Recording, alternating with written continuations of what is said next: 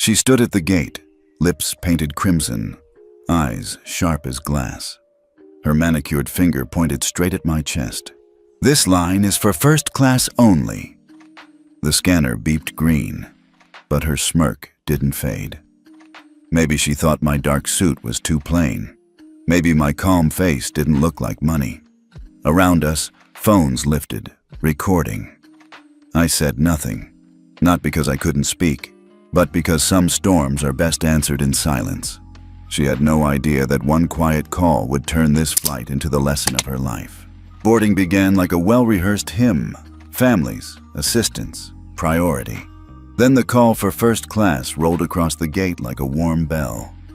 I stepped forward with my carry-on and a suit the color of night without drama, and she was there, chin leveled, lips the red of a warning label, one finger raised as if stopping a door from closing.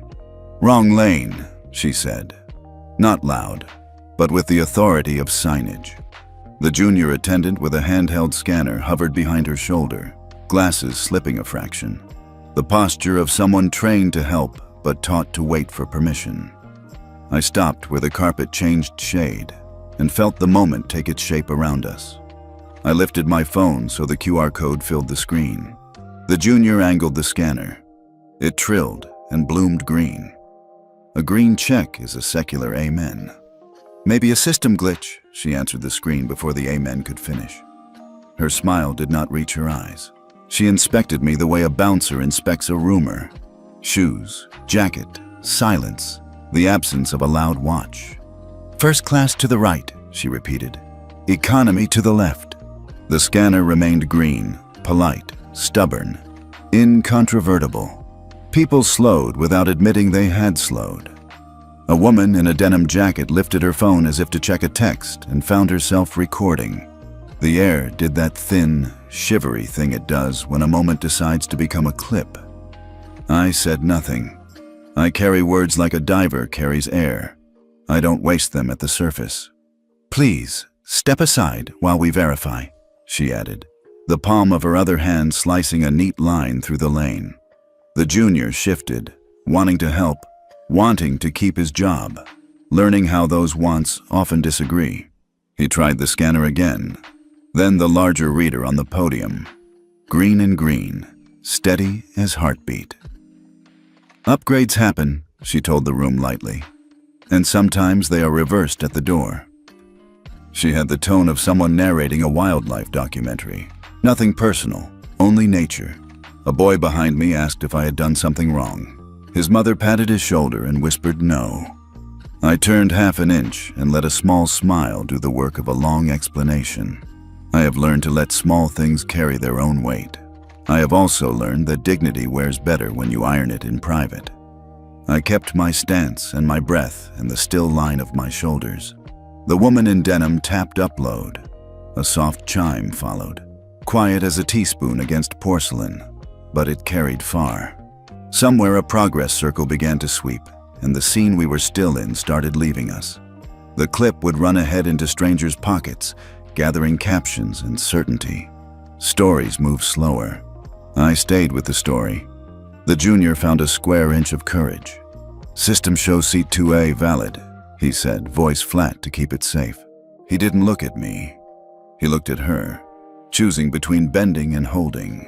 She stepped a half pace aside, not concession, merely clearance, the finger dropping like a gate arm, lifting 1 inch. "Go ahead," she told the space where I was about to be. The jet bridge accepted me with cooler air and the faint metallic melody of ribbed flooring. At the door, the purser gave the practiced greeting, and I gave the practiced nod, a ritual that lets strangers become passengers without becoming anything else. The cabin opened in calm light. I stowed my case, felt the hinge catch, and settled into 2A. The window offered a square of morning that did not ask questions. A minute later, the junior delivered water to 2B on a crisp napkin and set mine bare on the tray. Choreography edited with intent. I let the fact exist and drift past. Dignity is not an audit of napkins. It is the refusal to be tallied by them. The captain's voice eased down the aisle, inviting belts to find their buckles and carry-ons to rest in places built for them. Overheads closed like a row of careful eyelids. The jet bridge sighed as it pulled back. I wrote a single line in my notebook to anchor the day. Respect is not a favor. It is the floor. Out of the corner of my eye, I saw the lead attendant conferring with the junior, her gestures sharp, his replies careful. Our little weather system was not finished. The engines woke. The floor offered its customary tremor. We rolled, unhurried, toward the piece of sky that makes ground look simple. The finger at the gate was behind me, but I could still feel the heat of it, the way you feel warmth after a match is snuffed. Somewhere in the terminal, a small video found its first 1,000 eyes before the aircraft left the ground. In 2A, I set my phone face down, fastened my belt, and let silence finish what it had started. Not vengeance, not spectacle, only the steady work of staying composed. I waited for the weight of the belt to settle across my lap and allowed myself the smallest inward inventory. Pulse steady, breath even, jaw unclenched. Anger is a weather front you can mistake for a map. It tells you something is moving, not where to go. I have learned to let it pass without giving it a destination. Across the aisle, the man in 2B glanced over with the measured curiosity of someone accustomed to privilege, but not indifferent to people. I met the look with a nod that said, "I'm fine." And also, "This is not new." He understood. He returned to his email, slower now, as if punctuation mattered more. From the galley, the lead attendant's perfume arrived, bright and floral. She strode past without looking at me, shoulders squared as though posture could be jurisdiction. The junior came after with a stack of safety cards. His gaze touched mine for a second, a brief apology written in a language made of eyebrows and restraint. Pushback began. The cabin clicked through its checklist of small certainties. Doors armed, cross-check, devices on airplane mode. The safety video unfurled its calm instructions. A few rows back, someone laughed softly at the animated seatbelt. The aircraft nudged from the gate. I looked again at the phrase I had written. It was not a shield so much as a compass. It did not point away from conflict, but toward a better way through it. The nose turned. The runway lights lined up like beads. The engines took a deeper breath. Before we left the ground, the day had chosen its test. I would meet it with the one thing no scanner measures: quiet authority. Calm, steady, waiting. The hum of the cabin wrapped around me like a low hymn as I settled into seat 2A. The leather was cool, the aisle narrow enough to keep strangers close, but not too close. I placed my carry-on in the overhead, sat down, and slid a small black notebook from my inner pocket. Its cover was unmarked, its pages waiting. I wrote the date in the top corner of the first page, then rested the pen across the spine. The air smelled faintly of citrus from the disinfectant wipes. Passengers continued filing past, some offering polite nods, others avoiding eye contact the way travelers often do when their own worlds are full enough. I kept my gaze soft, the way one might look at a horizon, focused but without urgency. Kara appeared 3 rows down, a tray of glasses balanced in her hand. She moved with the brisk precision of someone who believed speed equaled competence. As she approached, she paused at 1C to offer a drink with a napkin folded just so. At 1D, the same. When she reached my row, her eyes skipped mine, as if scanning for someone she hadn't yet served. She pivoted to 2B instead, placing a sparkling water before the man seated there, on a crisp napkin, angled neatly toward him. Marcus Ellison, I would later learn, ran one of the largest logistics firms in the country. In that moment, he was simply another traveler unwinding his scarf. He murmured thanks. Kara turned back toward me with a bottle of still water in her hand. No napkin, no words, just the sound of plastic hitting the tray table, a soft thud that managed to carry a kind of punctuation. I met her eyes briefly, let mine rest there without flinch or frown. The junior attendant, Ethan, was a few steps behind her with a basket of packaged snacks. His expression flickered. Recognition, perhaps, but also calculation. I saw his gaze land on my boarding pass, still tucked into the side pocket of my seat. For a fraction of a second, his eyes widened. He knew my name, or thought he did. Yet he said nothing, passing by with the basket held steady, as though the realization belonged to him alone for now. I took the bottle, uncapped it, and drank slowly. The water was lukewarm. Across the aisle, Marcus glanced at me, not with pity, but with curiosity. He'd seen the absence of the napkin, the lack of greeting. He didn't speak, though. Businessmen know the value of choosing their moments. From the galley, I heard Kara laugh lightly at something another attendant said. It was a laugh meant to be heard, bright enough to reach this far. She began the safety check, moving briskly down the aisle, glancing at belts, adjusting overhead bins. When she reached my row, her inspection of 2B was thorough, her glance at me perfunctory. Ethan lingered a step behind, his eyes flicking between us. As the door closed and the jet bridge pulled away, I placed the bottle to one side and opened my notebook again. This time I wrote a single sentence. Some tests arrived dressed as routine. The captain's voice came through, calm and practiced, announcing our route, our altitude, the expected weather. While he spoke, Kara began distributing hot towels. At 1A, the towel was handed with a smile and a "Here you go, sir." At 1B, the same. At 2B, Marcus received his with the same courtesy. When she reached me, her hands were empty. She moved on without pause. The omission was surgical, quick, precise, and undeniably deliberate. Marcus shifted slightly in his seat, as if about to say something, then thought better of it. Ethan's shoulders tightened as he followed her path. I closed my notebook and placed it in my lap. The engines roared a little louder as we began to taxi. Outside, the runway lights stretched in twin lines toward the horizon. Inside, the quiet between each interaction felt louder than the engines. Kara returned to the galley. Ethan leaned toward her, speaking low. I couldn't hear the words, but her reply was a small shrug. A smile tilted just enough to suggest dismissal. She straightened her jacket, brushed at a sleeve, and checked the manifest on her tablet. Ethan's eyes found mine briefly again before he turned away. We rolled toward takeoff. Marcus pulled a file from his briefcase, but his gaze kept returning to me. He was reading more than the printed pages. I gave him the faintest nod, a signal that said I knew he'd noticed and that I wasn't inviting intervention. Not yet. The acceleration pressed me gently into the seat.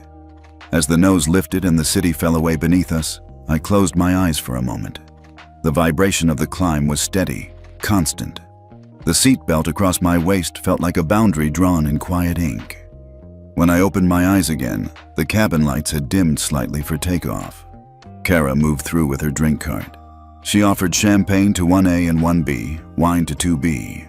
When she reached me, her tone was flat. "Water, coffee, or tea?" "Water is fine," I said. She poured from a bottle into a glass without ice and slid it onto my tray. No napkin again. I took the glass, sipped, and set it down without comment. Marcus shifted again. "Is everything all right?" he asked quietly. I met his gaze. "Everything is as it is," I replied, my voice even. His brows drew together slightly, but he let it go. Ethan passed by once more, collecting used glasses from earlier service. He slowed at my row, glanced at the bare tray, and then at Kara, who was speaking to another passenger. I saw the thought form behind his eyes, the decision to wait, to watch. From somewhere toward the back of the cabin, a phone camera glinted briefly. Whether it was aimed at me or simply catching the light, I couldn't tell. But I knew enough about how stories traveled to suspect that what had begun at the gate had not entirely stayed there. I returned the pen to my hand and wrote another line beneath the first. "Silence is not absence, it is preparation." The seatbelt sign chimed off. Passengers began adjusting their seats, settling in for the flight. Kara moved with the cart again. this time offering menus for the meal service. She handed one to Marcus with another smile, then paused at my seat. For a moment, I thought she might pass me by again. Instead, she placed a menu down, the motion abrupt enough to send it sliding an inch across the tray. I caught it with one hand, met her eyes, and inclined my head slightly in thanks. She said nothing, moving on. Ethan's glance over his shoulder caught the exchange. The recognition in his eyes deepened, not just of my name, but of the weight behind it. Still, he kept his counsel, perhaps waiting to see whether the story would tell itself or whether I would choose to narrate it. I leaned back, letting the hum of the engines fill the quiet spaces. In another life, perhaps, this would have been nothing more than a flight between two cities. But lives are rarely only one thing at a time, and sometimes a journey is less about distance than about the truths it forces into the open. I took another sip of water, warm as before, and let it rest on my tongue a moment before swallowing. The taste was ordinary. The moment was not. The seatbelt sign chimed back on as we reached our cruising altitude. A faint shudder passed through the aircraft. Nothing serious. Just the kind of tremor that makes passengers glance up from their screens for a second. Kara appeared from the galley with a practiced sweep of her gaze, scanning belts, posture crisp as though turbulence were an exam she had studied for. When she reached my row, her eyes flicked to Marcus's lap belt. Secure, then to mine. She leaned slightly, the corner of her mouth pulling into something that was neither a smile nor a frown. "Buckle tight," she said in a voice pitched just for me. "Wouldn't want you flying out of your seat." The tone wasn't one of concern. It was the kind of half-smirk you give when you want the other person to know you're in control. I looked at her, steady. "Thank you for the reminder," I replied. My voice was level, polite enough to pass in any context, but I saw the faintest twitch in her jaw before she moved on. Marcus glanced between us but stayed silent. A moment later, the drink cart made its second round. Champagne glasses clinked softly as she served rows 1 and 2. At 2B, Marcus received a generous pour of Merlot along with a plate of mixed nuts. At my seat, she paused only long enough to ask, "Water?" Her hand hovered over a plastic cup before I could answer. "That's fine," I said. She poured from a small bottle, again without ice, again without a napkin. It slid onto the tray with the same soft thud as before. The ritual was becoming obvious. Service with ceremony for some, stripped-down function for others. She didn't need to say anything. The absence of gestures was its own language. Marcus shifted, turning his glass slowly in his fingers. "Everything okay?" he asked, his tone light but pointed. I met his gaze and smiled faintly. "Everything is as it should be." I turned back to my notebook, pen in hand, letting the words rest between us without further weight. The mild turbulence subsided, and passengers began relaxing into the long rhythm of the flight. A few rows behind me, a man in a navy hoodie angled his phone toward the aisle. The screen reflected a faint moving image, Kara handing Marcus his wine, then moving past me with only a bottle of water. His finger hovered over the screen before he tapped it twice, starting a live stream. I caught the movement in the periphery, not looking directly, but enough to register it. The tone of his whisper told me he was narrating to someone he knew. A moment later, the light from the screen dimmed as he switched the privacy setting, streaming only to a closed group chat. The air between us cooled slightly. He wasn't pushing this to the public. Not yet. Whatever was happening here would remain, for the moment, an inside observation among friends. Kara passed back through the aisle with the hot towel service. She placed one gently into Marcus's hands, steam curling faintly from the cloth. At my seat, her tray seemed to lighten, the spot where my towel might have been conspicuously empty. She moved on without pause, stopping 2 rows down to continue her routine. I placed my pen down and folded my hands in my lap. The absence of a towel was trivial in itself, but like all small acts repeated, it built a structure. Every brick of omission was deliberate. From the galley, Ethan emerged with a tray of appetizers for the next service. His eyes brushed over mine as he passed, and I could see the unease settling in his shoulders. He had recognized me earlier. Now he was beginning to recognize the pattern. Marcus leaned slightly toward me, his voice low enough to be drowned out by the hum of the engines. "She's making a point," he said. I didn't look at him. "So am I replied softly. He leaned back, understanding the exchange was complete. The man in the navy hoodie lowered his phone for a moment, swiping at the screen. I could almost hear the quiet chuckles from his friends somewhere on the other end, safe behind the privacy of a group chat. The lens came up again just in time to catch Kara returning to 2B with a refill, then stepping past me without even a glance. I thought about the green check mark at the gate, about the way her finger had cut the air like a border. Some people draw lines to keep order. Others draw them to keep certain people out. The meal service began shortly afterward. Kara presented Marcus with a menu, pointing out the chef's special. When she reached me, she placed the menu down without opening it. No explanation offered. I picked it up, scanning the options in my own time.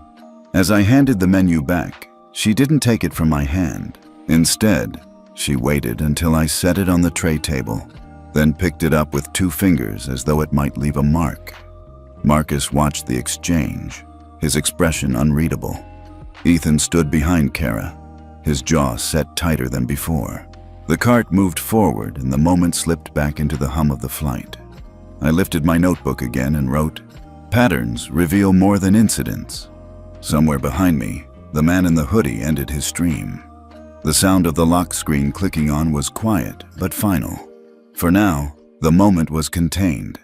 Contained didn't mean gone. Kara returned with the first course for Marcus, beautifully plated, complete with silver cutlery and a small ramekin of butter. For me, the same course arrived with a fork wrapped in a paper napkin, the butter missing entirely. I thanked her anyway, letting the words carry no heat. As I ate, the cabin lights shifted slightly, a signal for the start of the in-flight entertainment cycle. Around me, screens flickered to life with movies, maps, and music playlists. I didn't touch mine. The window beside me held enough of a story. The man in the hoodie got up, passing by my seat on his way to the lavatory. His eyes met mine briefly, an unspoken acknowledgement that he'd seen more than enough to know this wasn't standard service. He said nothing. I let him go. Marcus finished his course and placed the fork down, turning slightly toward me. "You're handling this better than most," he said quietly. I smiled. It's not the first time the air has been turbulent. Kara passed again, collecting plates. She took Marcus's with a quiet, "Thank you, sir," and lifted mine without a word. Ethan followed, offering a brief nod in my direction before disappearing back toward the galley. The quiet between service rounds stretched long. Outside, the light was beginning to soften, the clouds below us like folded linen. I leaned back, folded my hands again, and waited. There was still a long way to Dallas, and storms, both the kind you chart and the kind you don't, have a way of finding you before the journey is done. The dessert course had been cleared, leaving only the quiet chime of the seatbelt sign and the steady hum of the engines. Marcus had reclined his seat halfway, eyes closed, though I suspected he was still listening. Kara moved up the aisle toward the galley with the ease of someone certain she was in control. I reached into my jacket pocket, drew out my phone, and tapped a number from memory. The line connected almost instantly, the voice on the other end steady and low. "It's Elijah," I said, my words simple, almost casual. "Check AC 227 service, first cabin." There was no "yes, sir," or "right away." Just a measured pause, then, "Understood. We'll be watching." The tone carried weight, calm, certain, like a stone dropped into deep water. No questions, no pleasantries. The call ended as abruptly as it began. I set the phone face down on the tray table. The glow from the screen faded, but the echo of that voice remained, folding itself into the quiet around me. Ethan emerged from the galley, his steps measured. He paused by my row, pretending to adjust a storage latch above my seat. In the brief glance he gave me, I saw it. The moment of recognition turning into something sharper. Awareness. He continued forward to meet Kara halfway down the aisle. They leaned in toward each other, their words too soft to carry over the engine noise. But body language speaks its own language. Ethan's shoulders were slightly forward, his chin tilted down, posture of someone warning, not reprimanding. Kara's head moved side to side, a small shake, her lips curling into the ghost of a smirk. She brushed an imaginary wrinkle from her sleeve, then turned her attention to another passenger's request. Ethan hesitated a beat longer, then retreated toward the galley. Marcus opened his eyes, the faintest crease between his brows. "That sounded efficient," he murmured, his gaze on my phone. "Sometimes less is more," I replied, slipping the device back into my pocket. The in-flight entertainment loop reset, a news headline flashing briefly across a nearby screen. Something about corporate ethics and public trust. The irony wasn't lost on me. Kara returned to the cabin, her stride as crisp as ever. If Ethan's quiet warning had registered, she gave no sign. She served coffee to 1A and 1B with the same polished routine, then moved to Marcus, placing a cup on a saucer with steady hands.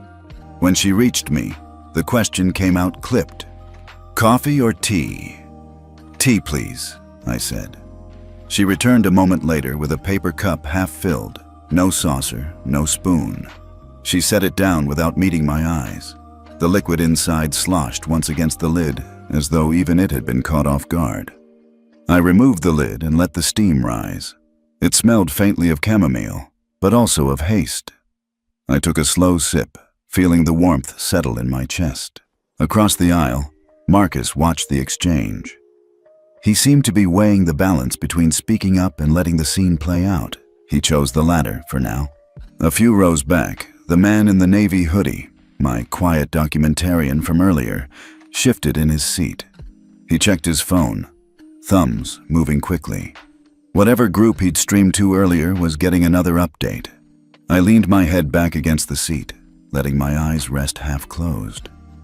Outwardly, I was just another passenger, relaxed, passing time. Inwardly, the small pieces were aligning. The call, the observation, the slow shift in awareness among those who were paying attention. The cabin lights dimmed slightly as we moved into the mid-flight stretch. Kara made another pass, collecting cups. She took Marcus's with a "thank you," then lifted mine without a word. Ethan followed a few steps behind, glancing briefly at me as he passed. This time, there was something almost apologetic in his eyes, as if he knew he was watching a story in motion but couldn't yet change its course. From the front of the cabin, the captain's voice came over the intercom, announcing a slight tailwind that would bring us into Dallas ahead of schedule. Passengers murmured approval, some already checking their watches. I reached for my notebook again, writing a single line beneath the others. The difference between silence and inaction is intention. Kara stood near the forward galley now, reviewing something on her tablet. Ethan approached again, speaking low. She gave a short laugh, shaking her head. The laugh wasn't joyful. It was the kind you give when you're certain you know better than the person advising you. She turned back toward the aisle, scanning the rows with that same measuring gaze. When her eyes passed over me, there was a flicker, not hesitation exactly, but a note that hadn't been there before. The man in the hoodie caught my eye as she moved past. He raised his brows slightly, a silent question. "Is this going somewhere?" I let the smallest smile answer him. The engines hummed on, steady as a metronome. Outside, the sky was a deep, unbroken blue, the horizon a thin line of gold. Inside, the stage was set, though most didn't yet realize a performance had begun. Ethan passed by one more time, pausing at my row under the pretense of checking the overhead bins. In a low voice, meant only for me, he said, "I think she should ease up." "Sometimes," I replied softly, "people need to see where their road leads before they choose another." He nodded faintly and moved on. I closed the notebook, rested my hands on it, and let the hum of the engines fill the space. The call had been made. The eyes on this cabin were no longer just those of its passengers. Whatever happened next, it would be watched. The first sign of a shift was subtle. Marcus, who had spent most of the flight leaning back in quiet observation, now sat more upright. His eyes tracked Kara as she moved through the cabin, and when she glanced his way, he didn't look away. 2 rows back, a passenger with a tablet angled it just enough to capture her in the frame. Across the aisle, a younger woman adjusted her phone as if checking messages, but the faint red recording dot betrayed her. The ripples were spreading. Kara emerged from the forward galley holding a tray of hot towels. Her pace was steady, her smile calibrated for the premium cabin. At 1A, she bent slightly, offering the towel with both hands. At 1B, she matched the gesture. Marcus in 2B received his with a courteous, "Here you go, sir," and a folded napkin underneath. Then she turned to me. For the first time since the gate, her expression softened, just enough to suggest a thaw. She placed a towel on my tray. The white cloth rolled neatly, and for a moment, it felt as though the temperature in the cabin had changed. I offered a polite nod, thinking perhaps Ethan's quiet words or my earlier call had begun to work their way into her decisions. I lifted the towel. The fabric sagged in my fingers, limp. No heat rose from it. When I pressed it lightly between my palms, the dampness was there, but it was the cool of water left standing, not the warmth meant to refresh. I looked up. She was already moving toward 3A, her posture smooth, her hand deft as she offered the next towel, this one steaming visibly, to the passenger there. The swing from softening to slight was deliberate, a calculated half measure, enough for an observer to think amends were being made, but not enough to change the truth of her intent. Marcus's brow furrowed as he glanced at my towel, then at the one in his own hands. Steam still curled from his. He didn't speak, but the look said everything. She's playing a game. 2 rows back, the man in the navy hoodie, my earlier chronicler, leaned forward slightly, catching the moment on his phone. The woman across the aisle gave him a quick nod, as if confirming she'd seen it too. I set the towel gently back on the tray. My expression didn't change. Years in pulpits, boardrooms, and negotiation tables had trained me to let my face be a still surface, no matter what swam beneath. Kara returned to collect the used towels. She reached for Marcus's first, discarding it into a small bin. When she picked up mine, her fingers lingered just a fraction longer, as if to see if I would say something. I didn't. She moved on, but the air in the cabin had shifted again. This was no longer a private discomfort. It was a story being pieced together by strangers who might not have known my name, but who recognized the shape of disrespect when they saw it. Ethan passed through with the beverage cart, pausing at my row. His eyes dropped briefly to the towel bin, then lifted to meet mine. He gave the smallest of nods before asking, "Can I get you anything else, sir?" "Water will be fine," I said. This time he poured it into a proper glass with a napkin beneath, setting it gently before me. It was a small gesture, but in the context of the past hour, it landed with the weight of something larger. Marcus watched the exchange, then leaned slightly toward me. "She's trying to control the narrative," he murmured. "Let her write it," I replied quietly. "The truth has its own pen." The cabin settled into a rhythm again, but it was the taut kind of quiet that follows a close play in a game. Everyone waiting for the replay, even if they don't yet know they're waiting. The man in the hoodie glanced at his screen, typed something quickly, then slipped the phone into his seat pocket. The woman across from him adjusted her scarf, eyes still on Kara as she worked the front rows. Midway through the flight, Kara made another pass, this time with refills of wine and champagne. She poured for Marcus, offered for 1A and 1B, and then paused at my seat. "Would you like anything else to drink?" she asked, the words neutral, but the faint lift at the corner of her mouth still carried that thread of condescension. "No, thank you," I said, meeting her gaze without a blink. She moved on. Ethan followed with a basket of bread rolls, placing one on Marcus's plate, then pausing at mine. "Would you like some, sir?" he asked, his tone steady. "Yes, please." He set it down with a small plate and butter, a detail Kara had omitted earlier in the meal service. It was a quiet ripple, but a ripple nonetheless. Each small action was being catalogued in the minds of those watching, whether through their own eyes or through the lenses of their devices. Kara returned from the galley once more, this time to check on seat adjustments and blankets. She placed a folded blanket on Marcus's lap with a polite, "Here you are." At my seat, she let the blanket drop the last inch instead of setting it down. A subtle gesture, but one that didn't go unnoticed by the man in the hoodie. His phone was back in his hand. I let the blanket rest where it landed. The texture was coarse, the fold uneven. I smoothed it once with my palm and left it there. The minutes stretched on, the hum of the engine steady against the backdrop of clinking cutlery and muted conversations. Outside the window, clouds thickened into a pale gray sheet, the light dimming slightly. Marcus finally broke the silence between us. "Whatever you called in earlier," he said. "I have a feeling we're all going to know about it soon enough." I gave him a half smile. Patience is a tide. It rises when it's ready. Ethan passed again, checking the overhead bins, his expression now openly watchful. The junior who had recognized me was no longer just an observer. He was becoming a quiet ally.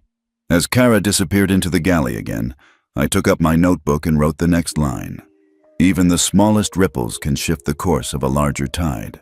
The towel, the water, the blanket, none of them mattered in isolation. But together, they were telling a story in small strokes. And everyone knows that a story, once it finds enough witnesses, has a way of reaching the shore. Far below us, in an operations building tucked beside the Dallas runway network, the airline's compliance department monitored their steady stream of alerts. Screens glowed with incident reports, weather updates, and crew logs. In a quiet corner, a notification pulsed in yellow. Possible discrimination. AC-227. First class cabin. It wasn't the sort of flag they could ignore, and this one wasn't alone. Two separate sources had reported the same flight number and the same potential violation, both within the last hour. One was a short video clip, grainy, shot from a phone in portrait mode, attached to a passenger comment through the airline's app. The other came from a direct email to the compliance inbox, sent by someone using an internal company address. Inside the System Operations Control Center, or SOC, a man named Daniel Brooks leaned over his workstation. He was 32, dressed in a plain navy sweater, headset looped around his neck. Daniel's eyes narrowed as he read the incident description. The words were careful but heavy. Differential treatment of passenger in 2A. Tone and service inconsistent with company standards. Daniel clicked the attached clip. The shaky footage caught the lead flight attendant at the gate, her arm extended in a pointed gesture, lips moving in a way that needed no sound to convey disdain. The green flash of the scanner was visible. The passenger, me, stood calm, saying nothing. Daniel's brow furrowed, but not from uncertainty. He knew me. 5 years earlier, he'd spent a summer as a volunteer for the Global Faith Alliance's Disaster Relief Unit. He'd hauled crates of bottled water under a punishing August sun, the sweat burning his eyes. I'd been there too, in jeans and a work shirt, moving boxes alongside everyone else. Daniel remembered my voice, not from a pulpit, but from the simple thank you I'd given each volunteer as the trucks were unloaded. That memory was enough to make his next move without hesitation. He typed a quick override into his console, pulling up the live security feed from Gate 47 at JFK, where AC-227 had boarded. A wide-angle view of the boarding lane came into focus. The exchange was clear. My QR code scanned green. The lead attendant's posture stiffening, her hand slicing through the air in that small but unmistakable barrier. Daniel exhaled slowly, then switched to the onboard cabin feed. Interior security cameras meant for safety, not surveillance of service. Regulations kept the audio muted, but the images told their own story. Hot towels offered with smiles to one passenger, skipped entirely for another. A water bottle dropped onto a tray without a napkin. From his seat at Essos, Daniel tagged the footage and added a priority note. Passenger in 2A may require intervention upon arrival. Recommend discreet handling by compliance and corporate security. Back in the sky, I felt none of the keystrokes but sensed the shift in the air around me. The cabin was settling into that mid-flight lull. Yet there was an undercurrent. Glances exchanged, devices checked. The faint ripple of something moving unseen. Marcus stirred beside me, opening his laptop but keeping the screen angled enough to watch the aisle. Kara passed again, her expression unchanged, but the set of her shoulders was tighter now, as if she'd felt a change in wind direction without knowing where it came from. Ethan approached from the galley, checking seatbelt positions as part of routine. He paused by my row, leaning slightly to adjust the overhead bin latch. "We're about an hour out," he said softly, almost as an aside. His tone was neutral, but the look in his eyes wasn't. He knew something was building. 2 rows back, the man in the navy hoodie had his phone out again. He wasn't streaming now, just typing fast, thumbs tapping with the practiced rhythm of someone sending updates. Across the aisle, the woman with the scarf was doing the same. Daniel's email reached the compliance duty manager 15 minutes after he'd opened the first report. She read it twice, then picked up her desk phone. Her call to Dallas Station Operations was brief.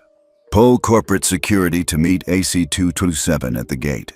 We may have an onboard conduct issue requiring immediate crew interview." Meanwhile, Daniel kept one of the cabin feeds open in a small window on his screen, eyes flicking back to it between other tasks.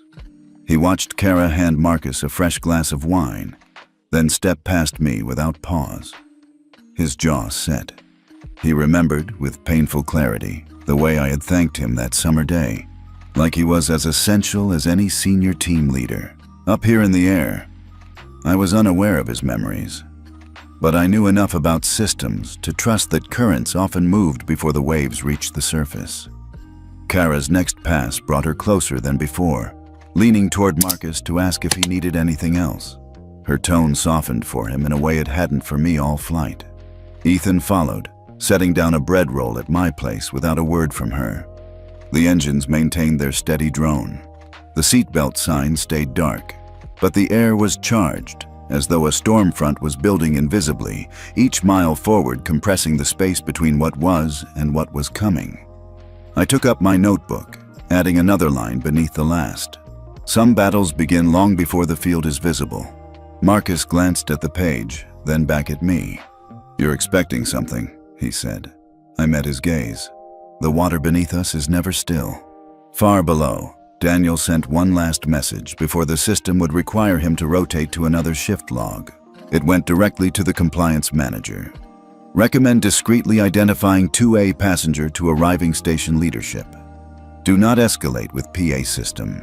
Ensure privacy and respect."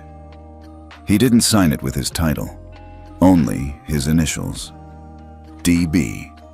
Back in the cabin, the hum continued. Conversations remained low, but the ripples had already touched the shoreline. The story that had begun with a pointed finger at the gate was now threaded through emails, flagged in system logs, and marked on a watch list for arrival. And though no one else in first class could see it, I felt the tide turning, quietly, deliberately, under the surface. The captain's voice returned over the intercom, smooth but with that faint edge pilots get when they're threading the approach. "Ladies and gentlemen, we'll be beginning our descent into Dallas shortly. Please fasten your seatbelts and ensure all carry-on items are stowed." The cabin lights brightened. Passengers began gathering their scattered belongings, headphones tucked away, laptops closed, glasses drained of the last sip. Kara moved through the aisle, her movements sharp and deliberate, tidying stray service items, checking that armrests were down. From my seat, I could see a faint flicker of activity through the forward cabin door, where a sliver of the jet bridge entryway was visible once the plane stopped. 2 men in dark jackets stood there, their posture unmistakable, corporate security. Beside them, A woman in a tailored suit held a slim black folio. Her badge caught the light when she turned. Airport Ops. I knew the choreography before it started. Kara, however, read it differently. Her pace quickened, but the smile on her face widened. An entirely different performance now. She leaned toward Marcus, speaking brightly about the special handling some VIP passengers receive on arrival. The implication was clear. She thought the presence of ops and security meant an important figurehead was on board. Someone she would soon be serving with the same polished courtesy she'd withheld from me.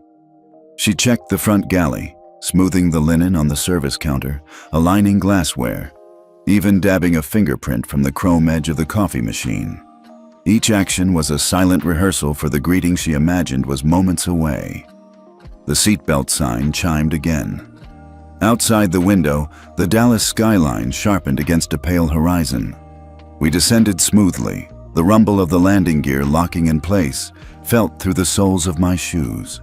The touchdown was gentle, the kind that draws a few soft claps from somewhere in the cabin. The reverse thrust hummed, and we slowed toward the terminal. As the plane turned onto the taxiway, Kara's anticipation became almost tangible.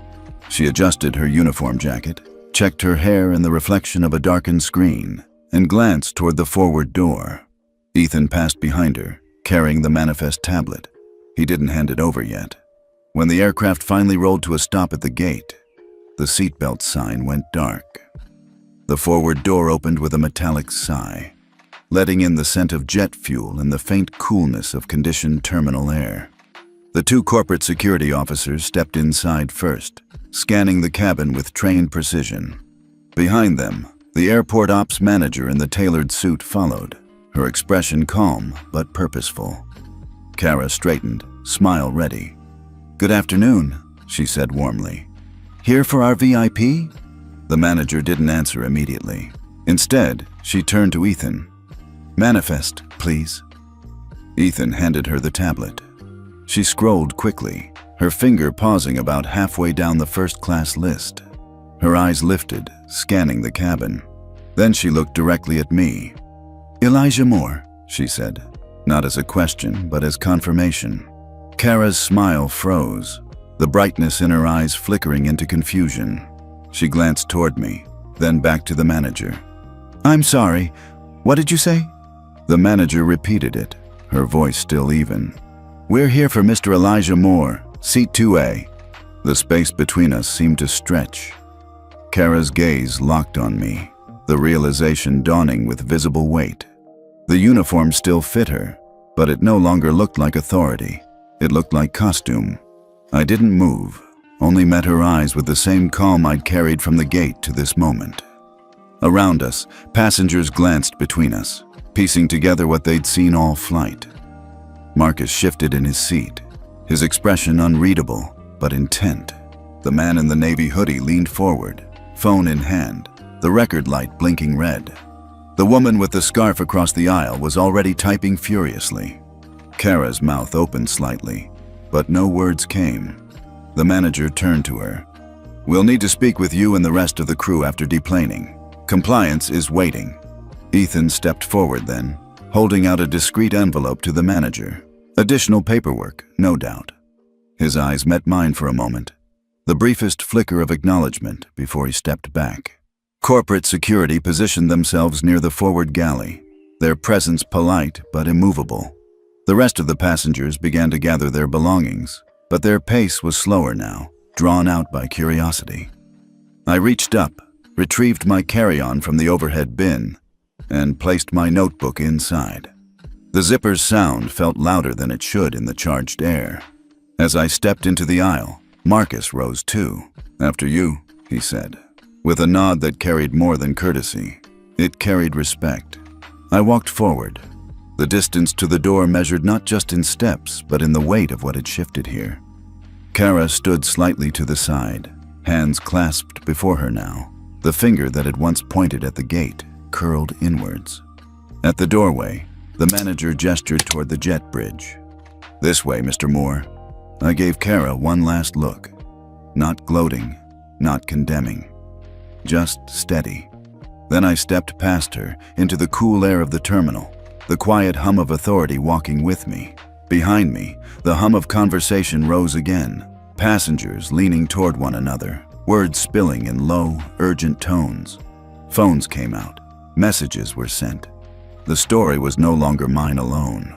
And somewhere inside that cabin, Kara was realizing that the arrival she had been preparing for was never hers to control.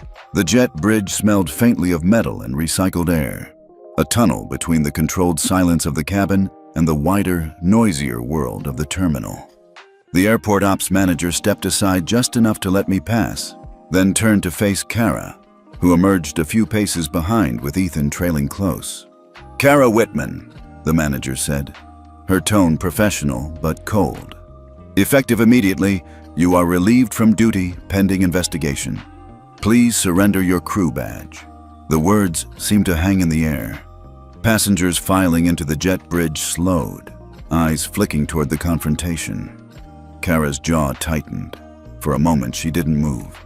Then, reluctantly, she reached for the lanyard around her neck and slid the badge free. The plastic rectangle swung once before the manager took it. "This is absurd," Kara said, her voice pitched low but sharp. "I have a union rep. I'm not saying another word until they're here." "Already called," the manager replied. "They'll meet us in the crew lounge." We stepped into the terminal. Corporate security flanked the small group now forming near the gate's side corridor. I could feel the weight of dozens of eyes on my back. Some passengers curious, some vindicated. Phones were out, screens glowing with camera apps open. Marcus had walked out behind me, and now he stepped forward, his voice carrying just enough to be heard by those gathered. "This man," he said, gesturing toward me, "has shown more dignity in the last 2 hours than any of us might manage in a lifetime." It was not a flourish. It was a verdict. The ripple was instant. Applause rose. Not a stadium roar, but sharp, deliberate claps from hands that wanted to mark the moment. Even those who didn't know the whole story seemed to understand enough. Kara's lips pressed into a thin line. She glanced toward the corridor where a middle-aged man in a navy blazer was approaching, a leather portfolio tucked under one arm. The union representative. He walked with the kind of pace that said he was used to being the shield in a storm. "Ms. Whitman," he greeted, nodding once before turning to the manager. "Let's talk in private." The manager handed him a tablet. "You'll want to see this first." He tapped the screen awake. The video began with the gate scene, the scanner's green flash, Kara's arm extended, her head shaking. No sound, but none was needed. It cut to clips from inside the cabin. Marcus receiving his wine with a napkin, me handed a bare water bottle, the skipped hot towel, the limp, cold one that followed. The rep's expression shifted almost imperceptibly. The defensive readiness in his posture softened. His lips pressed together, not in anger, but in recognition of a losing position. He handed the tablet back without comment. "We'll cooperate with the investigation," he said simply. His voice was still professional, but absent the defiance Kara might have expected. Kara turned toward him, eyes wide. "That's it? You're just going to—" He raised a hand, not to silence her, but to stop her from walking into deeper trouble. "Not here. Not now." The manager motioned for Kara to follow her toward the crew lounge. Corporate security closed ranks behind them, ensuring the path was clear of lingering passengers and camera phones. I stayed where I was, standing just beyond the gate seating area. Marcus joined me, his expression calm but resolute. "Sometimes," he said, "it's important for people to see consequences happen right where the harm was done." I nodded. It's not about spectacle, it's about clarity. Around us, passengers began to disperse toward baggage claim, but the story had already been packaged in their minds. Some were whispering to each other, recounting the moments they'd noticed. Others were already composing messages or captions. One woman in a green scarf paused on her way past. "I saw what she did," she said quietly. "You handled it better than I ever could have." "It wasn't about handling her," I replied. "It was about holding myself." The man in the navy hoodie lifted his phone slightly. "This is going to make the rounds," he said, almost as a warning. People will want to know your side. I gave him a small, steady smile. The truth doesn't need promotion, it just needs to be allowed to stand. Marcus chuckled under his breath. You know that's going to be a headline somewhere. Maybe, I said, but it's not mine to write. Through the glass wall beside the gate, I could see the tarmac, where another flight was taxiing into place. Life at the airport moved on, as it always did, swallowing one story while birthing another. But for those who had been on AC-227, this chapter wasn't over. The applause had faded now, replaced by the ambient hum of the terminal. Kara and the union rep disappeared into the side corridor, the door closing softly behind them. Ethan emerged from the jet bridge, spotting me near the seating area. He approached cautiously, as if uncertain whether this was the right moment. "Sir," he said quietly, "thank you for staying calm. It made a difference." I inclined my head. "You did your part too." He gave a small nod before returning to his duties. The ops manager returned, her expression lighter now. "Mr. Moore? Compliance will be in touch with a formal statement request. For now, you're free to go. We appreciate your cooperation." I thanked her and lifted my carry-on. Marcus fell into step beside me as we headed toward the exit. "You know," he said, "most people would have exploded halfway through that flight." "Explosions are loud," I replied, "but they don't always change the structure. Sometimes you have to be the fault line instead." We walked on in silence for a few moments, the sound of rolling wheels on tile the only rhythm between us. Behind us, at gate 47, the air was still thick with the echo of what had just happened. By the time I reached the curb outside the terminal, the afternoon air was warm, carrying the faint tang of jet fuel mixed with the scent of rain from somewhere beyond the runways. Marcus shook my hand firmly before stepping into a waiting car. "I'll be following this," he said with a knowing look, "and I suspect the rest of the country will too." He wasn't wrong. While I made my way toward the pickup area, inside the airline's Dallas headquarters, the story was already accelerating. The compliance manager's preliminary incident log, paired with Daniel Brooks' SOC footage review, had landed on the desk of the Vice President of Customer Experience. From there, it traveled in minutes to the CEO's inbox. The subject line was blunt: immediate review. Service conduct AC-227. The attached summary outlined the full chain. Differential treatment documented by multiple passengers, corroborated by internal video, and a high-profile individual, though my name was not yet public, at the center. The final note was bolded. Corporate security and airport ops intervened on arrival. Lead FA relieved of duty. Passenger maintained composure throughout. The CEO read it twice, then opened a second message from Public Affairs. This one had a screenshot attached. A tweet from a competing airline's official account, posted less than an hour after AC-227 landed. "Respect knows no cabin class. We applaud those who stand for dignity in the skies. Hashtag service with honor." It was a subtle strike, but it landed with precision. The tweet didn't mention my name or the incident, but the timing was surgical. Anyone following industry news could connect the dots. Within 20 minutes, aviation bloggers had picked it up.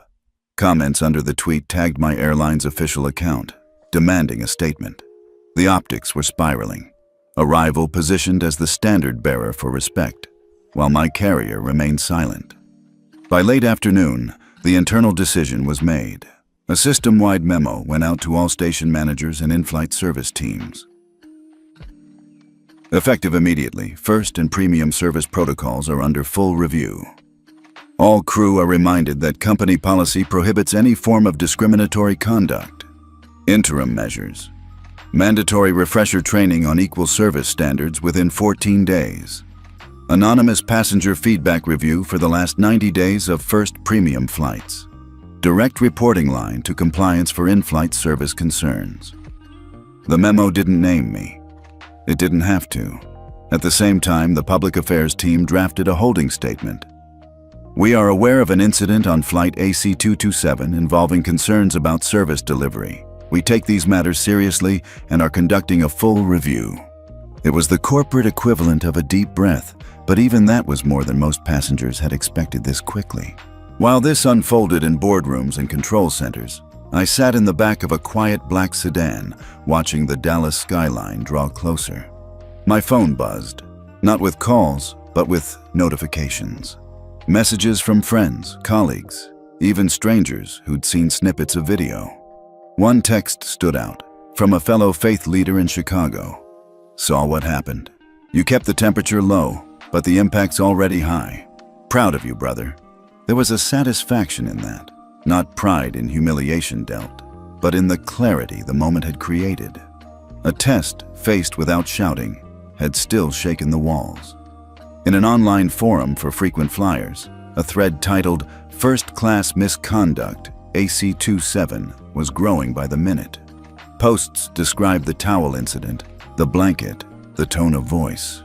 A few defended Kara, claiming maybe she was having a bad day, but the majority echoed the same theme. Respect shouldn't be situational. Then came another ripple. A travel industry columnist posted a side-by-side comparison. On one side, the rival airline's tweet. On the other, a still frame from the gate footage of me standing calm as the scanner flashed green. The caption read, "Two definitions of service. Which one will you choose?" The hashtag #Stand for Dignity appeared that evening, first in a handful of posts, then in hundreds. Some used it to share their own stories of being treated as if they didn't belong, in airports, hotels, and boardrooms. Others used it to demand better from the airline. By nightfall, my carrier's stock price hadn't moved dramatically, but analysts were already noting the PR risk in their internal bulletins. Pressure was building from both outside and within. At home, I placed my notebook on my desk, flipping back through the lines I'd written on the flight. Respect is not a favor, it is the floor. Silence is not absence, it is preparation. Even the smallest ripples can shift the course of a larger tide. I added one more. Systems don't quake from noise. They quake from truth they can't ignore. The airline would recover. Kara might even return someday, after training and reflection. But the procedures, the conversations, the awareness, they would not return to the state they'd been in before AC-227 left JFK. And the knowledge that a competitor had used my story to press for higher standards, that only deepened the impact. It meant the lesson was no longer confined to one company. It was a challenge to the industry. In the quiet of that thought, I felt both the pride of having stood still in the storm and the restless energy of knowing the work wasn't done. The quake had started. The aftershocks were coming. By sunrise the next morning, the story was no longer just an airline incident. It was a conversation that had spilled far beyond travel circles. My phone buzzed on the desk, vibrating against the wood in a steady rhythm as notifications stacked in. When I finally opened it, the first thing I saw was the trending bar on social media. Hatched Pastor in 2A at number 4 nationwide, climbing. Posts carried still images from the gate, screenshots from passenger videos, even grainy zoom-ins of me in my seat with my notebook open. The comments varied, but the tone was overwhelmingly unified. Calm under fire, grace in motion. The kind of composure we need more of. Mixed in were hundreds of stories from people who had faced their own quiet humiliations, moments where they'd been told, directly or indirectly, that they didn't belong. It was no longer just about me or Kara. It was about a shared memory everyone seemed to carry. Then, mid-morning, the twist arrived. An investigative travel blog posted a short compilation video, stitched together from multiple sources. The first part was from AC-227, the now familiar scene of the scanner flashing green and Kara's hand blocking my path. The second part, however, was dated 18 months earlier. A different gate, a different city, but the same lead flight attendant. Same red lipstick, same dismissive gesture. In that clip, a middle-aged Asian man tried to board with his teenage daughter. Kara shook her head, gestured toward the economy lane, and the man held out a first-class boarding pass. The audio was faint, but her words were caught clearly enough. "This isn't your section." The blog's caption read, "Pattern, you decide." Within an hour, larger news outlets picked it up. They noted that the previous case had been handled internally by the airline, with no public disclosure. The passenger involved had accepted a private apology and some form of compensation, but the details had never been shared. Now, with AC-227 in the spotlight, that past moment became fuel. The public conversation shifted from a single flight to a question about systemic issues in service culture. The airline's PR team released a second statement, firmer than the first. "We are expanding our review to include prior service records. Our commitment to equitable treatment for all passengers is non-negotiable." It didn't stem the tide. On television, panel discussions dissected the clips. Industry experts debated training standards, corporate accountability, and the line between individual bias and institutional oversight. One anchor read a viewer's message aloud. If he hadn't been someone important, would this have even made the news? And shouldn't respect be for everyone, important or not? I was invited onto 3 morning shows. I declined 2, accepting 1, a local affiliate with a modest viewership. The interview was filmed in a quiet community center, not a glossy studio. When the camera's red light came on, the reporter asked, "What's the one thing you want people to take from this?" I didn't hesitate. "Respect is not a favor," I said. "It's a standard." The clip ran barely 30 seconds, but within hours it was being shared far beyond the station's usual reach. People quoted the line in tweets, on Facebook posts, even in Instagram captions under unrelated photos. Meanwhile, #PastorIn2A climbed to number 2 trending nationwide. The hashtag was now joined by another, #ServiceHasNoFace. Both were attached to stories of janitors, teachers, soldiers, and nurses, all recalling moments when they'd been overlooked or underestimated. In private messages, friends urged me to use the moment.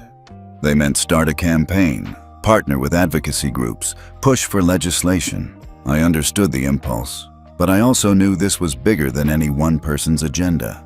Still, momentum has its own demands. That afternoon, I met with a small circle of advisors, people who knew both the pastoral and the public sides of my work. We agreed on one thing. This wasn't about retribution. It was about reinforcing the idea until it became harder to ignore than to resist. Back at the airline, the internal fallout was accelerating. Compliance reopened Kara's entire service history, pulling performance reviews and passenger complaints going back 5 years. Word leaked that there were other incidents, none as visible as the 2 on video, but all telling a similar story. The union, now under public scrutiny, issued its own statement. "While we stand by the right to representation, we do not condone discriminatory behavior in any form. We will work with the airline to ensure accountability and training." In the online forums, someone dug up the airline's glossy training video from 3 years earlier, featuring Kara herself demonstrating world-class first-class service. The irony wasn't lost on anyone, and the clip went viral with mocking captions. By evening, even the competing airline that had tweeted support the day before posted again. "Every passenger deserves dignity. Every flight is an opportunity to deliver it." Their marketing team had turned the moment into a brand pillar, and whether they meant it sincerely or not, it applied pressure. In the quiet of my study that night, I scrolled through the hashtags one more time.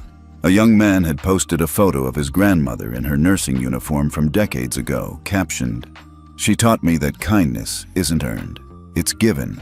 #PastorIn2A." That, more than the trending rank or the press coverage, was the measure that mattered. The principal had left the airplane and landed in people's living rooms. The storm outside the airline was no longer about one confrontation. It was about the kind of skies we wanted to fly under. The week after AC-227, the noise in the media began to shift from outrage to solutions. That was my cue. I'd stayed mostly silent since my brief television interview. But silence is not the same as absence. It's a gathering of force. In the conference room of a downtown Dallas law firm, I met with 3 senior airline executives, 2 members of their board, and a representative from a non-profit that specialized in workplace equality training. On the table between us lay a draft document titled in bold, "Dignity in Service Charter." "This," I began, tapping the page, "is not a PR bandage. It's a backbone." The charter outlined a 40-hour immersive training program for all first and premium service crew, blending technical hospitality skills with modules on cultural sensitivity, unconscious bias, and crisis de-escalation. Every module ended with scenario-based simulations, real situations drawn from actual complaints that crew would have to navigate in a controlled but challenging environment. The plan was to roll it out across the airline's 3 largest hubs within 6 months, then expand system-wide. I had offered to personally co-sponsor the funding for the pilot program, splitting costs with the airline so there would be no budget excuse to delay. The CEO listened, arms folded, then nodded slowly. "It's ambitious," he said, "and it's not cheap, but it might be what we need to reset the tone." It might have ended there, in a slow, procedural march toward eventual adoption, if not for the twist. 2 days later, during a quarterly investor briefing, a major shareholder joined the video call. His face was calm, but his words were not. "This incident has cost us brand equity," he said, "and the market notices. I'm aware of the Dignity in Service Charter proposal. Implement it now, or I will introduce a resolution at the next shareholder meeting to mandate it. I assure you, the votes will be there." The room went still. A shareholder with that much sway could move stock prices in hours. The executives didn't need a second warning. By the following morning, the airline announced an accelerated timeline. Pilot training at the Dallas hub would begin within 30 days, with mandatory participation for all first and premium service crew. Additional hubs would follow within 90 days. The press release didn't name me, but my fingerprints were on every line. It framed the charter as a proactive step toward ensuring every passenger receives service that meets the highest standards of professionalism and respect. Inside the training development rooms, instructors were already rewriting lesson plans. They pulled footage from AC-227, not to shame, but to teach. The clips were paired with contrasting examples of exemplary service, highlighting the tangible differences in tone, posture, and perception. I visited one of those sessions a week later. In a mock first-class cabin, a young flight attendant trainee practiced greeting passengers from various cultural backgrounds, each played by actors briefed to present subtle challenges. After the role play, the instructor paused the exercise and asked the group, "How did your word choice signal respect, or lack of it?" Hands went up. The conversation was thoughtful, not defensive. That was the point. Meanwhile, the shareholders' pressure was paying off in the markets. The airline stock, which had dipped slightly in the wake of the incident, began to recover, fueled in part by coverage that now framed the company as leading change rather than reacting to scandal. Industry analysts on business channels debated whether this would become the new norm for crisis recovery. In my study one evening, I received an email from the major shareholder who had forced the decision. It was short. "You gave them the idea. I just made sure they couldn't hide from it." I replied with equal brevity. "Appreciated. Change is lighter when more hands lift it." The airline invited me to speak at the official launch of the charter's first training cycle. Standing before rows of uniformed crew members, I repeated the line that had followed me since that quiet flight. "Respect is not a favor, it's a standard." But this time, I added, "Standards must be taught, reinforced, and lived. Every flight, every passenger, every time." The applause was polite, but the nods were sincere. The shift wouldn't happen overnight. Culture never changes in a single news cycle. But the seeds were in the ground, and the soil was rich with urgency. Afterward, walking through the hangar toward the waiting shuttle, the CEO joined me. "You know," he said, "this could have gone very differently." "Still can," I replied. "The work doesn't stop because the cameras turn away." He smiled faintly. Then I guess we'd better keep the lights on. As the shuttle pulled away, I looked back at the massive tail of an aircraft parked for service. The airline's logo gleamed under the floodlights, a reminder that reputations, like planes, can be rebuilt piece by piece if the will is there. For the first time since AC-227, I felt a deep, steady satisfaction. Not the sharp thrill of vindication, but the grounded sense that something harmful had been caught, examined, and, if the commitment held, changed into something better. The Dallas morning was unusually still. I checked out of the modest downtown hotel without ceremony, my carry-on in one hand, my notebook in the other. The driver took a back route to the airport, away from the highway traffic, so we passed rows of quiet warehouses and coffee shops just opening for the day. There were no cameras waiting when I stepped into the terminal, just the familiar shuffle of travelers, the faint smell of brewed coffee, and the distant announcements about boarding groups. It was exactly the kind of departure I preferred. Unnoticed. Unremarkable. At the security checkpoint, my phone buzzed. 2 messages lit up the screen. The first was from Ethan. "Sir, I just wanted to thank you again. That day could have gone so much worse, but you showed me what it looks like to lead without raising your voice. I'm trying to carry that forward." The second was from Marcus. "Flying to London today. Already told my crew what happened on AC-227. I think it made them think twice about how they treat people they don't recognize. Safe travels, my friend." Their words stayed with me as I moved through the terminal. I had nearly reached my gate when another notification came through, an email from an unfamiliar address. The subject line read, "From Kara Whitman." I paused before opening it, letting the crowd pass around me. Her message began simply, "Pastor Moore, I don't expect you to reply. I don't deserve it. But I need you to know that I've been spending the last weeks volunteering at a community kitchen and a shelter for women who have left unsafe homes. I started because I was told to show good faith during the investigation. I'm continuing because it has opened my eyes to people I used to overlook. This isn't an excuse. I treated you and others without dignity. I thought professionalism was about control. I see now it's about care. I've attached a copy of my volunteer hours certification, not to prove anything to you, but so you know this isn't just words. Thank you for not answering me with the same contempt I showed you. That restraint has done more to change me than punishment ever could. Kara." I read it twice, then folded the phone shut in my palm. There was no need for me to respond immediately. Some words are better left to echo in silence. At gate B12, a new poster had been mounted on the wall beside the boarding lane. The airline's logo sat in the corner, but the center was dominated by a simple quote in bold black letters. "If your power makes others feel small, it's not power, it's weakness." The sight caught me off guard, not because the words were mine. They had been said by others in different ways long before me, but because they were now claimed openly by the same institution that, just weeks earlier, had tried to contain the story. Passengers stopped to read it. Some nodded, some took photos. The gate agent smiled faintly when she caught my glance, as if to say, "We're trying." When boarding was called, I walked down the jet bridge without any special attention. The cabin crew greeted me warmly, but without the stiffness that sometimes comes when people know your name before you speak it. In my seat, I placed the notebook on my lap and looked out at the tarmac. Another flight was taxiing in, the morning light catching the silver fuselage.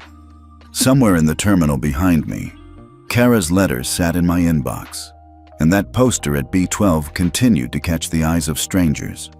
The engines rumbled to life, and the plane began to roll.